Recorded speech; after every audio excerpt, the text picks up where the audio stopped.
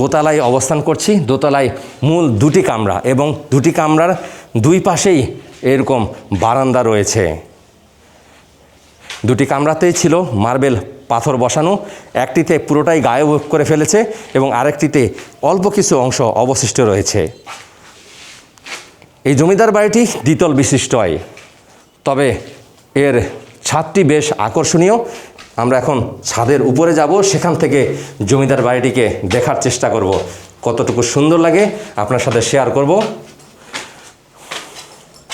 সিঁড়িগুলো বেশ প্রশস্ত ছিল এবং ওঠার ক্ষেত্রে বেশ আরামের সাথেই ওঠা সম্ভব হয়েছে।